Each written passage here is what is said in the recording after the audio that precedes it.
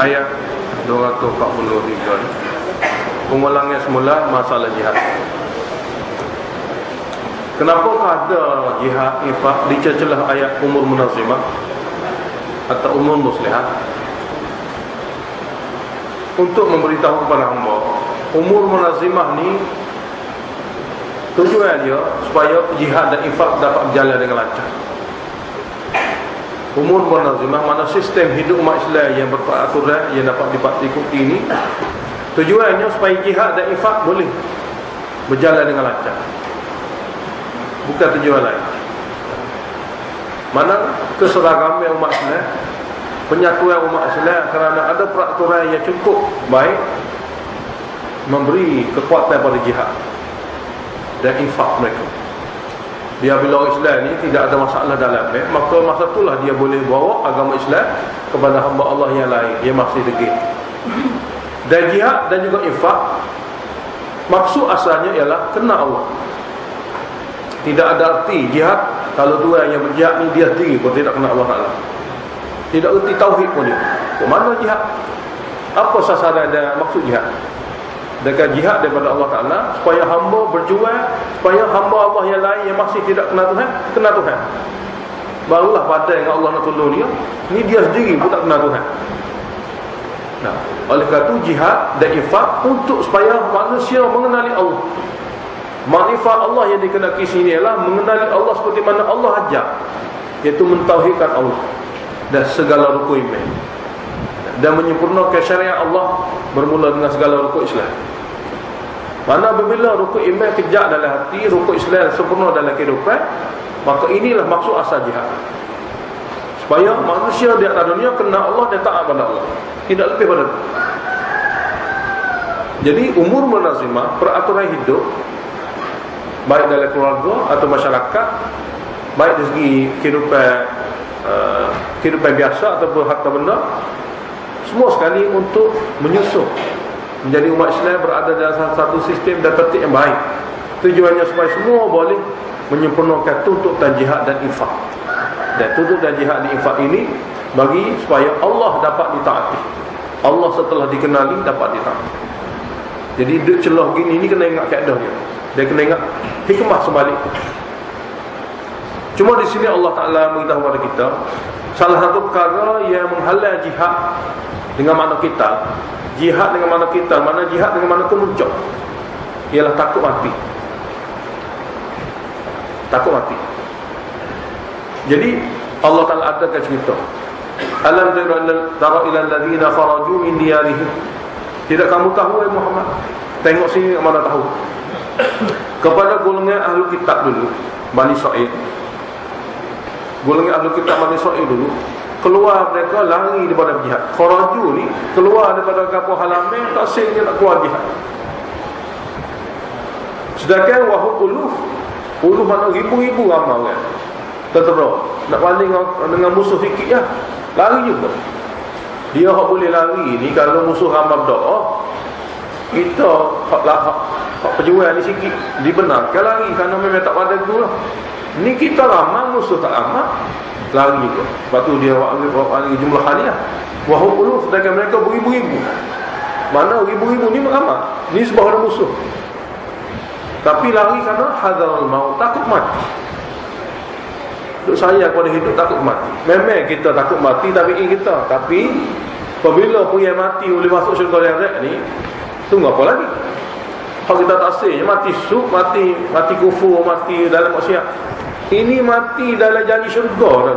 Mana bila roh kita cabutkan tubuh kita, maka kita terus akan dihantar ke syurga. Dia tidak seperti orang mati biasa. Tak. Roh kita orang mati syahid ni terus dihantar ke syurga. Nah, ini perkara yang Allah tersebut dalam Al-Quran ni. Jadi hak ni memang tak boleh takut mati, bahkan ni kena cari. Bani Israil itu duduk. Mereka keluar daripada kampung halaman, lari. Keluar kampung halaman ni bukan nak keluar jihad, keluar lari pada jihad. Sedangkan mereka ramai pun ribu-ribu. Apa-apa keluar lari, hadarul mauti kerana takut mati. Nah, larilah dia, cara ikhtiari dia lari. Faqala lahumullah, maka Allah Ta'ala arahkan, titah kepada mereka dengan takut ini. Mutu semua hak lari mati. Mati lagi. Allah titahkan kepada mereka dengan cara takwin. Mutu, matilah kamu sekalian. Maka matilah mereka. Dalam tafsir Abu Sa'ud ada riwayat kata selama 8 hari mati. Mana seminggu temu takut mati. Summa ahyahum, kemudian Allah hidupkan semula. Dia baru mati. Bukan tidur ni mati. Takut mati sangat. Mati. Matilah gabak dia. Lepas tu sudah cukup takut seminggu, Allah hidup semula. Jadi hak takut tu baku datang kamu. Jadi mu takut mati pun, mati tu bukan hakmu, hak Allah Ta'ala. Mana bila-bila masa Allah boleh uri, apa dia takut uri aja. Memang kita diberi kepada kita kefahaman takut mati dalam kiri, takut mati dalam maksiat, takut mati dalam neraka. Itu betul lah. Ni takut mati dalam jihad. Hak memang tak patut lah. Sebab dalam jihad kemuncak kita ni boleh membawa kita terus kepada syurga. Allah Ta'ala mati dia, nak ajar dia. Cukup takut seminggu, Allah hidup balik. Inna Allah ladhu fadlin alana. Sesungguhnya Allah Ta'ala mempunyai banyak kurniaan yang besar-besar kepada manusia. Yang ni kurniaan besar ni masih bagi peluang. Allah boleh mati atas terus ke neraka, tapi Allah hidup semula tu bagi peluang lagi. Guna akal warah.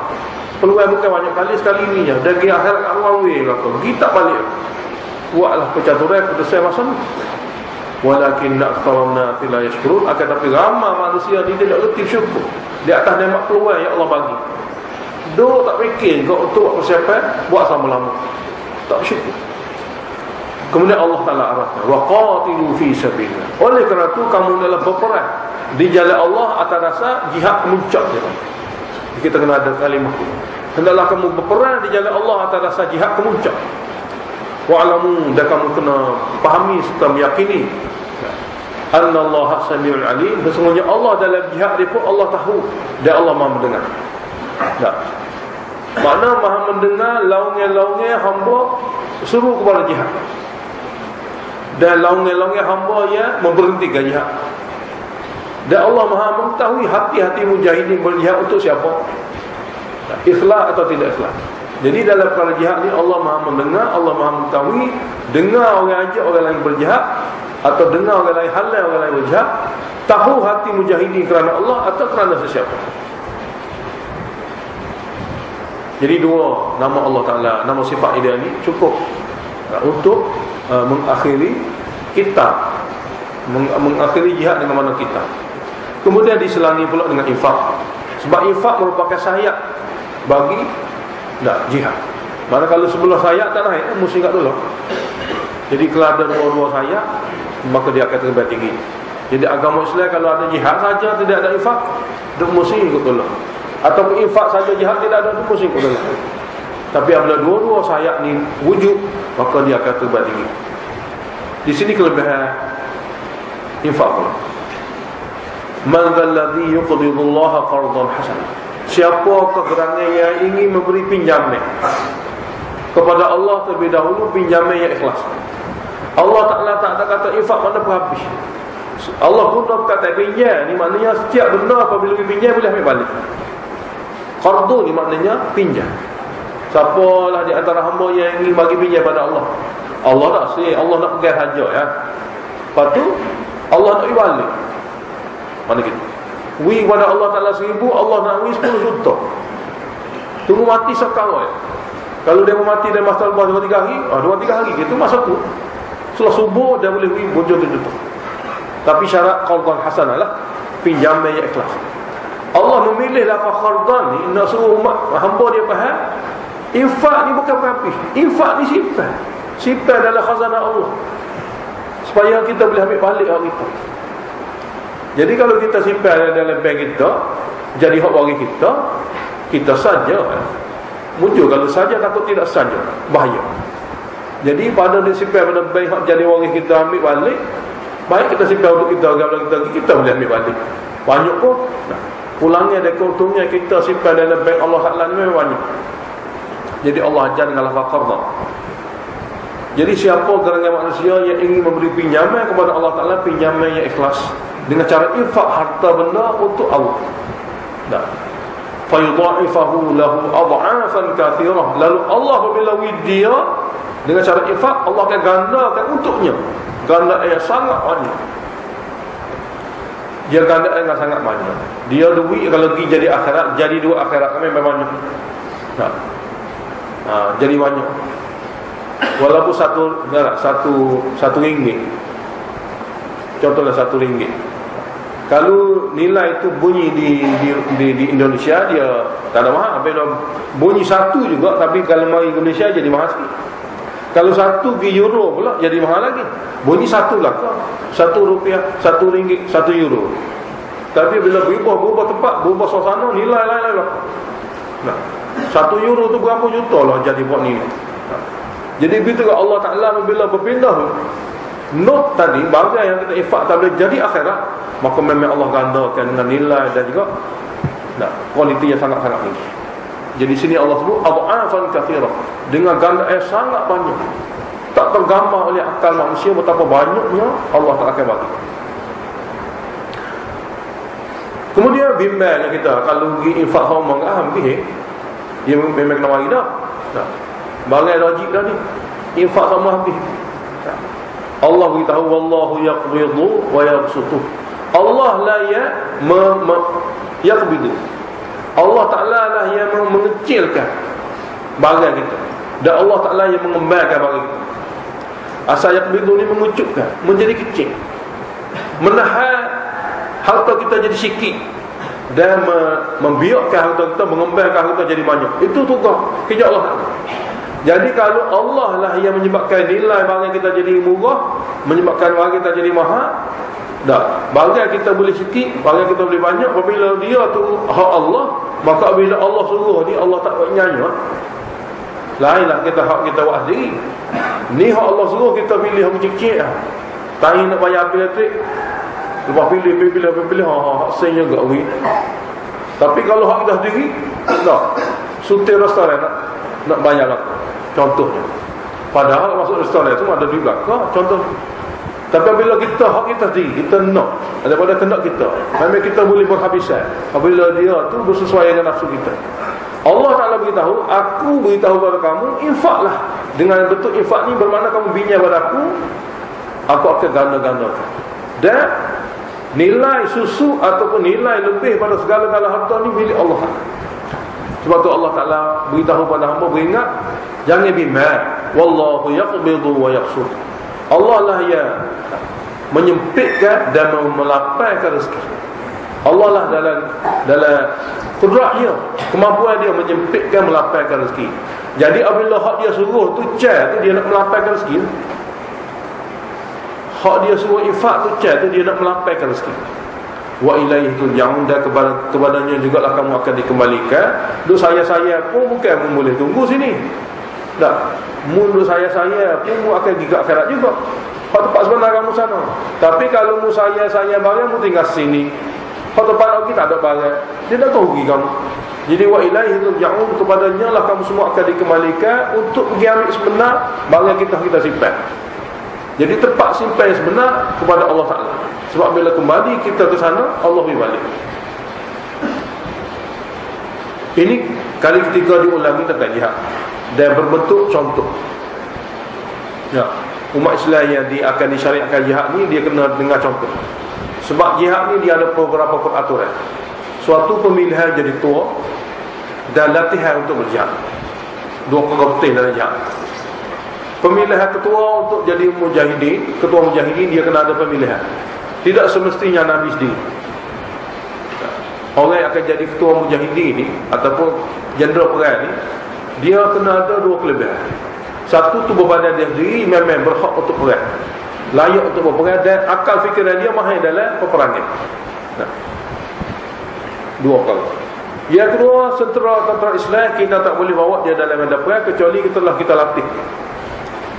Tidak ada peperangan tanpa latihan.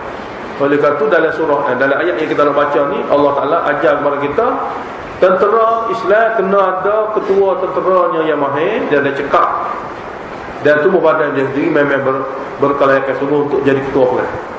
Kalau ketua perang jiwa kiat, askar nak pergi dia petang lagi, mana boleh. Dia kena jadi orang yang berjiwa berani, dan tu pada dia memelah sok, dan akal fikiran dia mahir dalam taktik perang. Biarlah askar-askar belakang ni tengok dia tu semangat ada dah belah-belah. Yang kedua, tentera-tentera ini yang datang pada segenap cerok ni, dia bukan semua terlatih. Dia kena beri latihan, latihan cukup. Ni lagi perang bunga 2-3 lekok lelah jelas kat situ. Tak ada perang musuh bos sini dah. Jadi oleh kata tentera Islam naklah dilatih. Jadi cerita ni bukan datang main-main, bukan nak ajar umat Islam yang baca Al-Quran ni sikit banyaknya kena ada pengalaman dulu. Allah tak lebih tahu, alam tara ila mala'i min bani Israil. Tidakkah kamu tahu ada satu cerita, iaitu satu kumpulan Bani Israil. Bani Israil ni bukan zaman Nabi Musa, zaman selepas Nabi Musa. Min ba'di mauti Musa. Selepas wafatnya Nabi Musa, terbentuk juga Bani Israil lain, tapi dibimbing oleh Nabi lain. Idh qalu li nabiyyin lahu, ketika mereka meminta kepada Nabi mereka masa itu, namanya Syamuel bin Aqib. Syamuel bin Aqib, Nabi masa itu selepas Nabi Musa. Syamuel bin Aqib. Ini riwayat Abu Ubaidah. Dia minta pada Nabi masa itu, ib'ath lana malikan, lantiklah untuk kami satu orang jeneral. Raja sinilah ketua perang. Maknanya tak semestinya Nabi itulah, mana lantiklah raja, yakni ketua perang untuk kami. Nasaya nuqatil fi sabilillah. Apabila terlantiknya ketua perang, kami akan berperang jihad kemuncak di jalan Allah. Sini sabit pada kita, jihad tanpa ketua ni tidak ada dalam Islam. Jihad tanpa ketua ni tidak ada. Kena siapa dia ketua dulu, barulah jihad di syariat. Sebab itulah dilantik ketua mewakili ahli hak, maka dia barulah boleh perang di bawah dia. Kalau ketua tidak dikenali, maka tidak boleh. Dan yang boleh melantik ketua ni adalah Nabi. Yang boleh melantik ketua ni Nabi. Dan Nabi kita Muhammad SAW telah melantik ketua umat Islam satu dunia mesti bangsa Quraisy.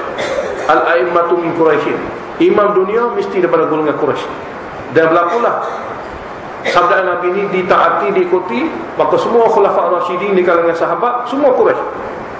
Hatta orang Ansari nak jadi buat dia satu orang khalifah pun tak boleh. Sayyidina Abu Bakar tak boleh. Sudah ada wafat daripada Nabi, khalifah mestilah seorang, dan seorang ni pun bangsa Quraisy, bangsa Muhajirin, bukan bangsa Ansar. Mana sama-sama sahabat pun kena terima hakikat daripada sabda Nabi. Ini sahabat Nabi, luar daripada sahabat Nabi lagi-lagi kena terima.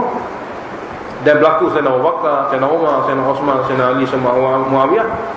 Dan kebanyakannya semua sekali dalam sejarah Islam semua Quraisy. Itu adalah merupakan cara. Jadi Nabi telah lantik untuk umat akhir zaman ni, ketua dunia bahagian peperangan ialah Quraisy. Jadi sini Allah Ta'ala beritahu, Bani Israil minta kepada Nabi, lantiklah untuk kami ketua tentera, supaya kami boleh berperang di bawah teraju, di bawah naungan dia, fi sabilillah. Jadi berperang fi sabilillah mesti dilantik seorang itu daripada arahan Nabi, dan orang itu berkelayakan. Nabi kata hal asaitum, ini bahasa hal asaitum ni pun bahasa kiasal. Kalau terima biasanya, adakah kamu memiliki harapan penuh? Tapi kalau bermakna biasa dia ni tak jadi makna. Sebab itulah dalam terjemahan-terjemahan yang tidak bermakna biasa tu.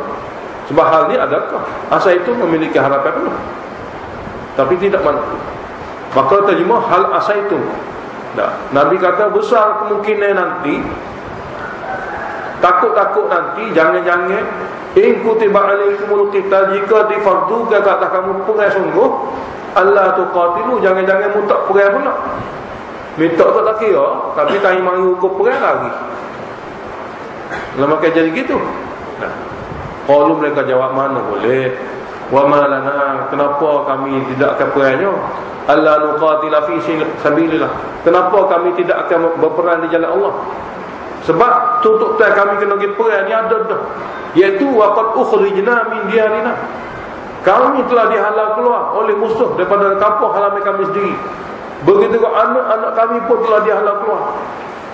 Kalau halau keluar kami saja tak apa, sebab kami boleh jadi orang-orang dewasa ni ada silap salah. Ni budak-budak apa salah dia? Anak-anak kami hak tidak bersalah pun dihalang keluar kami pada lepas. Jadi layaklah kami perang. Itu alasan dia, itu memang betul. Akhir sekali difardukan kepada mereka jihad dengan dilantik ketua. Falamma kutiba alaihimul qital, maka apabila difardukan, diluluskan hukum jihad kepada mereka dengan makna kita, tawallau, mereka tidak pun tawallau, mereka berpaling dan tidak pun ingin menyertai jihad. Bolatik perang boleh, tak sih pula. Tai mitok tu tak berhenti mitok.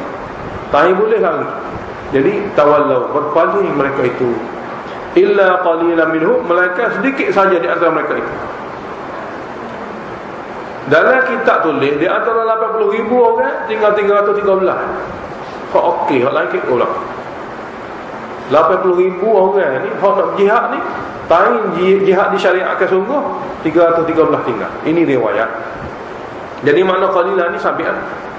Sikit saja hak ingin meneruskan hasrat untuk berjihad. Wallahu alimun bil zalimin. Dan Allah Taala Maha mengetahui golongan yang zalim. Walaupun orang tak sah jihad ramai, tapi apabila syariat telah disyariatkan, jihad tetap jalan. Tak bakal kan? Tak, zaman itu zaman dah kira. Apabila syariat telah ditetapkan, dia tidak ada perubahan. Walaupun orang berubah. Walaupun majoriti gini, minoriti gini. Orang berubah ni tidak penting. Syariat mesti ditegakkan. Ini Allah Ta'ala. Jadi apabila syariat jihad telah ditetapkan, ramai orang tak boleh ikut. Hanya sikit yang boleh ikut. Tak apa. Masalahnya syariat telah ditetapkan. Sikit-sikit je lah kena jalankan. Jadi waqala lahum nabiyuhum, dan berkata kepada mereka nabi mereka, Inna Allah qad ba'atha lakum taluta malika. Sesungguhnya Allah telah lantik untuk kamu Talut sebagai ketua tentera. Malika sini ketua tentera, bukan nabi. Sebab nabi dah Syamuel itu. Allah telah lantik Talut sebagai ketua tentera. Dia pun tanya, mana Talut orang tak sahur ni? Tengok-tengok, oh dia ni.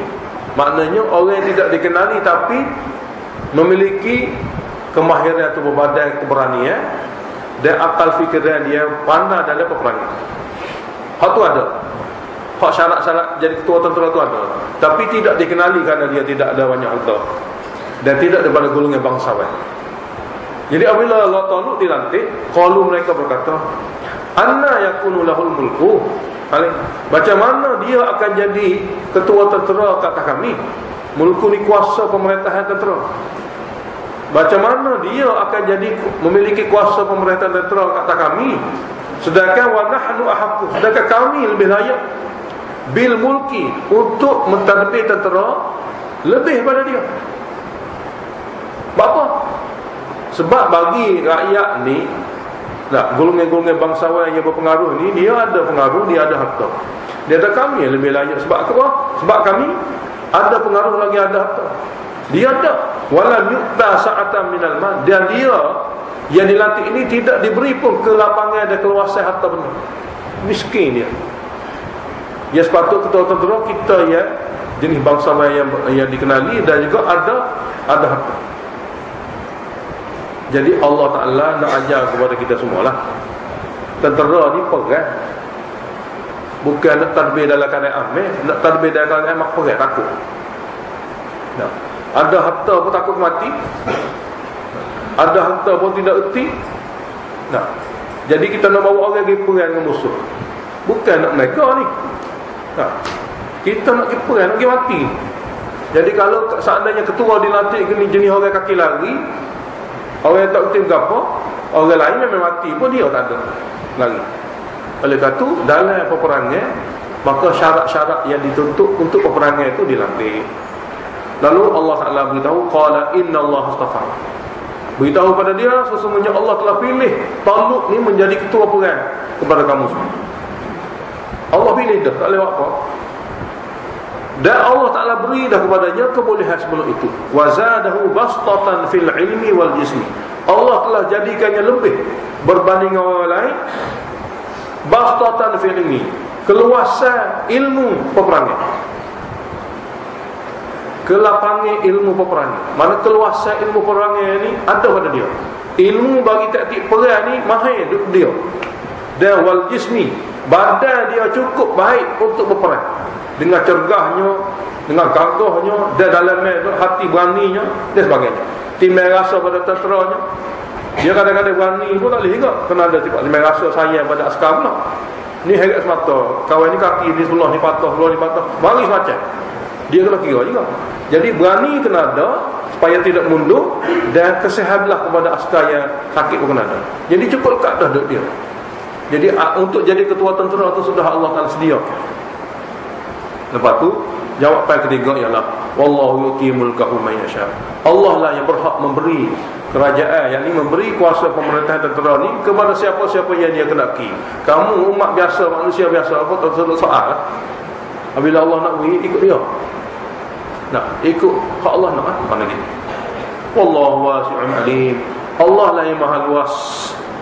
Kalau dia nak beri harta, dia boleh beri. Tapi untuk peperangan ni tak perlu pada harta. Untuk peperangan ni perlu pada kebijaksanaan dan juga kemahiran. Alim maha mengetahui. Nah, yang layak untuk jadi ketua perang, yang tidak layak.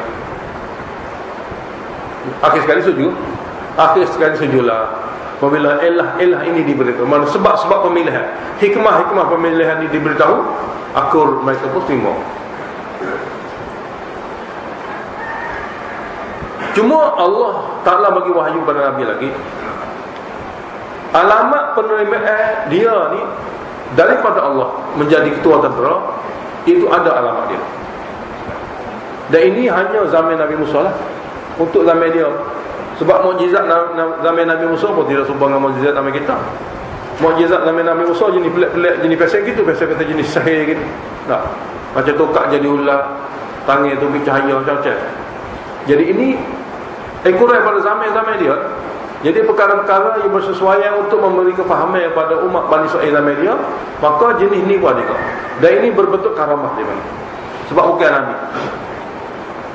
Wa qala lahum nabiyyu, dan berkata kepada mereka oleh nabi mereka, inna ayatan mulkihi, bahawa ketanaan kuasa pemerintahan tentera ni di tangan Talut, ayyatiyakumut tabutu fi, datang kepada kamu semua tabut, peti yang ada dalamnya kitab Taurat.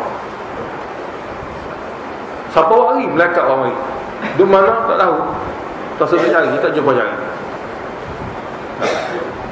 Jadi akan datang kepada kamu tabut, peti tempat simpannya. Cuma peti tak tempat simpan ni mufassir ayat lah. Gambar dia tabut tu sepada tu peti ya. Ada benda apa dalam tu riwayat macam Israiliyah. Tak boleh nak pakai mana. Cuma sini peti. Fihi, dalam peti itu sakinatu, dibekalkan dengan sakinatu, ketenteraman dalam masa perang. Dalam peti itu disediakan sakinatu, ketenteraman dalam perang. Mir rabbikum, bukan daripada peti, daripada Tuhan kamu. Cuma Allah Ta'ala ada betul lagu ni. Karamah bagi Talut. Wa baqiyatun, dan dalam peti itu juga peninggalan. Nah, tarikat maksudnya. Tarikatin, mana peninggalan-peninggalan. Mimma taraka al Musa wa al Harun, barang-barang yang pernah dijadikan peninggalan daripada keluarga Nabi Musa dan Nabi Harun. Batu peti itu dia main sendirilah. Tak usah dengi cari peti itu tu. Tahmiluhul malaikatu, malaikat akan bawa mari giltak depan Talut, ataupun letak di antara langit bumi ni, mana mari dekat tempat mana. Lepas tu bawa lagi. Bagai ketandaan dia dilantik secara resmi ketua tentera. Wak kita bunyi kata ada peti ni, bagi cari dalam kau. Hak ni malaikat orang lagi. Mana Bani Israil dulu tak tahu dekat mana peti ni. Malaikat orang. Bagi apabila malaikat orang lagi, mana tak boleh nak cari lah. Lepas tu malaikat lagi. Nah, jadi buat kita ni ngaji tak safe lah. Bunyi kata ada tabut ni pakai cari tabut. Masuk gua Musa. Masuk gua tu, masuk gua ni cari tabut tu. Jumpa lah peti lah, yang jumpa. Peti ni memang tidak jumpa. Sebab ini merupakan satu cara. Bagi syariat Nabi akhir zaman, tidak perlu peti-peti. Tak perlu peti-peti. Sakinah ada juga. Kita akan baca dalam surah seterusnya, macam mana Allah bantu umat akhir zaman Itu Allah bagi sakinah juga, ketenangan dalam masa peperangan. Ketenangan yang Allah Ta'ala akan bagi untuk memulakan peperangan. Untuk memulakan peperangan ini, setiap mujahidin apabila berada dalam peperangan, dia jangan mulakan peperangan sehingga mari suatu bayu yang menyebabkan mereka rasa ngantuk. Yang mana keadaan takut mati ni boleh ngantuk ni adalah merupakan alamat pertolongan Allah, maka kamu boleh mulakan peperangan. Sebelum keadaan itu mari, jangan mulakan. Dan ini kita akan baca dalam surah seterusnya. Dan ada dalam tarikh itu sahabat dah jalan Islam, dia jelas pun. Jadi tak perlu tabuk lah. Nah, apabila kita berada dalam akidah tauhid dan menepati sunnah Nabi SAW, apabila musuh menentang kita, maka jangan kita mulakan takbir perang kecuali setelah mari suatu keadaan yang kita ngantuk pada masa yang tidak ngantuk. Lain kalau ngantuk dalam majlis ni. Ini biasa ngantuk sebab tak ikut tidur. Tapi masa perang dia tak ngantuk. Pak nyawa nak tubik. Orang masa tu jadi segar habis. Oh dah lah apa yang akan jadi perang dah ni. Tidak mati pun patut kaki, putus kaki. Jadi orang masa tu tak ngantuk. Tapi Allah ada ke satu bayu, satu keadaan yang manusia ngantuk hingga pedang jatuh. Ngantuklah. Maka ketika tu mula peperangan, kamu di atas bantuan Allah. Kamu di atas bantuan Allah. Dan pengalaman-pengalaman sudah cukup untuk faham. Orang yang berjihad, dia faham lah apabila perkara ini berlaku pada masa itu. Jadi tak perlu tunggu tabuk lah. Jangan dia fikir cari tabuk pula. Sebab sudah ada pada umat kita zaman ni yang lebih hebat daripada itu. Tanpa tabuk-tabuk, Allah Ta'ala akan bagi dengan kudratnya. Inna fi dzalika la'ayah. Sesungguhnya pada cara demikian itu satu ketandaan yang cukup baik untuk kamu. Maksudnya ia adalah pemilihan daripada Allah Ta'ala melantik Talut menjadi ketua tentera. In kuntum mu'minin, sekiranya kamu golongan betul-betul beriman, maka kena ikut. Apabila telah terlantiknya Talut, maka Talut diberi sepenuh-penuhnya kuasa untuk melatih tentera di bawahnya. Jadi orang pandai perang ni, dia pandai mana dia akan latih sehingga dia puas hati dia ni bawa askar yang terlatih. Jadi orang yang mahir dalam peperangan dia pandai sendiri atur strategi dan latih tentera dia. Berlainan dengan orang yang tidak ada kemahiran. Dia pandai cara lah. Apabila dia ni orang yang mahir kawan. Jadi di antara dia ujinya ialah ketaatan. Peperangan ni nak ketaatan. Kalau tidak ada ketaatan, maknanya tentera Islam ramai mana pun kalau tidak ada ketaatan, maka kalah dari peperangan. Tak kira sikit ramai tak betul mana taat pada ketua betul. Dalilnya dalam peperangan Uhud, duk benar dah tu jadi kalah pun. Sebab ketaatan tidak ada. Ketaatan pada ketua tidak ada, maka benar patut jadi kalah. Nah, dan di sini pun Talut latih ketaatan, latih taat pada arah. Falamma fasala Talut bil junud, maka apabila Talut bawa keluar tenteranya daripada kawasan itu untuk memerangi golongan Amalikah Baitul Maqdis, untuk memerangi golongan Amalikah daripada Baitul Maqdis, maka apabila Talut bawa keluar tenteranya, Talut kata, innallaha mubtaliikum binhar. Sesungguhnya Allah Ta'ala akan uji kamu dengan sebuah sungai. Mana lalu ke sungai. Jadi tolong dengan nasihat. Lalu ke sungai ni, merentasi sungai ni, lalu bolehlah minum tak boleh. Dahaga lagu mana pun tak boleh. Dengarlah arah. Sebab nak latih seseorang tu kental, maka dia lalu kawasan yang dia kena minum patutnya, tapi dia tidak dibenarkan minum. Nah, jadi sini dua perkara lah. Jiwa dia kena minum, arahan jangan minum. Hati itu nak ketat lah minum air, lalu kawasan air bagaimana ni, tapi arahan kau jangan minum. Ini Allah uji ketaatan dia panggil. Ini syarat dia. Maka faman syariba minhu falaisa minni. Maka siapa-siapa yang minum juga air sungai itu setelah lalu dan merentasinya, maka dia tidak lagi menjadi tentera aku. Sila balik. Jika dia tidak reti taat, maka dia boleh balik. Tak saya bawa orang tak reti taat ni, tak buat jadi masalah. Wa man lam yat'amhu fa innahu minni. Dan sesiapa di antara tentera yang tidak minum pun air ini, maka dia memang daripada tentera aku. Sebab dia ada ketaatan. Cuma dalam tentera aku ni, hak tak minum langsung, memang hak tu komando lah. Tapi hak minum juga sekadar serau tapak tangan ni, okey lagi. Tapi private, tidak komando. Mana? Illa man yaqtarafa ghurfatan biyadik. Melainkan minum sekadar satu raut tapak tangan. Itu saja digunakan, tidak boleh lebih dari itu. Maka bila menatasi sungai, fasyaribu minhu, ramma minhu, lebih pada itu minum. Illa qalilan minhu, kecuali sedikit saja di antara mereka yang tidak minum.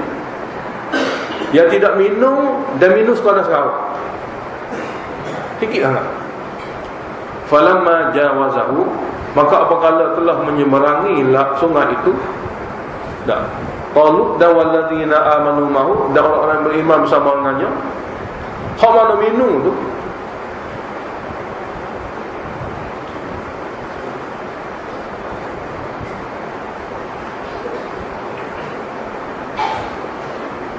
hak mana minum, sini ada dua tafsiran.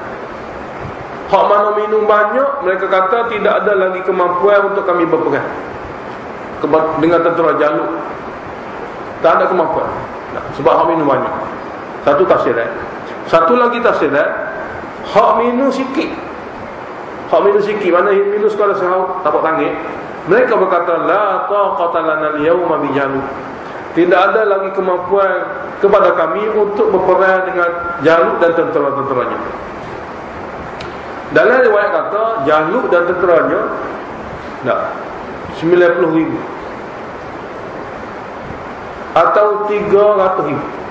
Riwayat lain lah tu 90,000 atau 300,000. Nah, hak mereka ini, tentera Talut ni 300 orang ya. Lawan 300,000. Berapa kali ganda tu? Sebab memang kumpulan dia asalnya 80,000, tapi hak 80,000 tu hak saja ya belakang. Hak nak perang sungguhnya, lepas tu hak tapis laginya tinggal 313. Jadi lafaz 313 ni ada dalam banyak riwayat. Lawan 90 ataupun 300,000. Ambil sikit sekali ya. Ambil 90. Jadi 313 lawan 90,000. Bukan main. Sebab Allah Ta'ala ni jangan tunjuk pada manusia hamba dia Islam ni ramai lawan yang sikit ada. Sikit lawan ramai ada sama. Sebab Allah tolong. Bukan masalah logik dulu. Dalam mana-mana cerita pun Allah Ta'ala jangan tunjuk orang Islam ramai ni. Hak ada dalam Quran tunjuk ramai kalah ada. 12,000 lawan 4,000 kalah. Sebab ada dalam hati itu keyakinan pada Allah Ta'ala. Ada keyakinan pada asbab. Itu perang Hunain yang kita akan baca dari surah Taubah. Tapi rata-rata sikit banyaklah benda. Sebab hak juri benda itu Allah Ta'ala. Ikut peraturan Allah, Allah akan bagi benda. Ada saja kena perang, ramai sikit tak penting mana, asal ada dalam hati kamu Allah. Itu biasa Allah Ta'ala ingin jelaskan. Jadi 313 lawan dengan 90,000. Qala alladhina yadhunnu, dan berkata orang-orang yang betul-betul yakin. Sini yazunnu dengan makna yakin. Tafsir Qutubi kata tidak memberi makna lain pada yakin. Qala alladhina yadhunnun, berkata orang-orang yang betul meyakini mereka akan dapat bantuan daripada Allah. Tak kira musuh ramai mana, tidak penting itu. Pentingnya Allah bantu kerana mereka telah ada ketaatan. Annahum mulaqullah, orang yang betul-betul meyakini bahawa mereka akan bertemu pada Allah, meyakini akan bertemu dengan Allah Ta'ala. Dengan sebab tu dia jangka hukum Allah. Dia betul-betul taat setia, tak berbelah bagi pada arahan Allah Ta'ala. Apa kata dia? Orang yakin kata, kam min fi'atin qalilatin ghalabat fi'atan katsiratan biiznillah. Ramai mana kumpulan yang sedikit pun boleh mengalahkan kumpulan yang besar, bukan dengan sebab kumpulan, dengan sebab izin Allah. Ada orang kata nak menutup perang ni kamu baca ni. Dia tahu tu. Bacaan ni tak jadi kalau yakin salah. Ini perkataan orang yang sudah ada yakin.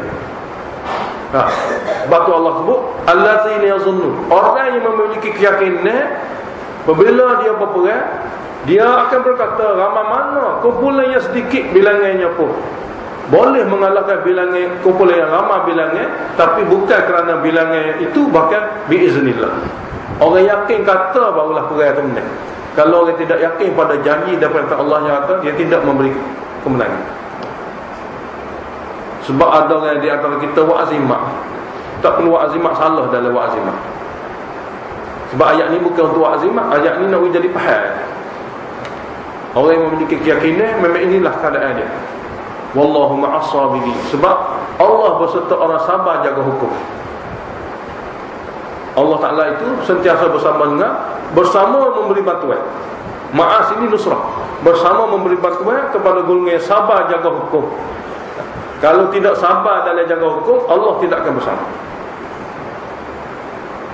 Walamma barazu li Jalut tawajjulu.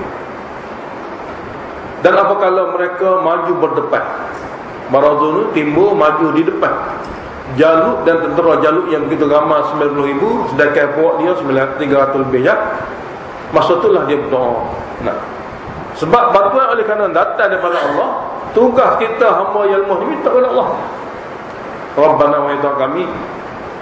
Jadi Talut dengan tentera Islam akan berdoa, Rabbana wa ya kami, afriq alaina sabra, limpahkan kepada kami sabar. Limpahkan kepada kami sabar. Doa limpah sabar ni hanya boleh dibaca depan musuh saja. Tidak boleh dibaca masa kita sendirian. Nabi tak benar baca kita duduk sendirian minta sabar. Satu kali Nabi dengar satu orang itu minta sabar. Nabi kata, minta sabar minta bala. Nabi kata. Sebab apabila kita minta sabar, Tuhan akan bagi bala dulu. Sebab sabar tak akan diketahui kecuali kena bagi bala dulu.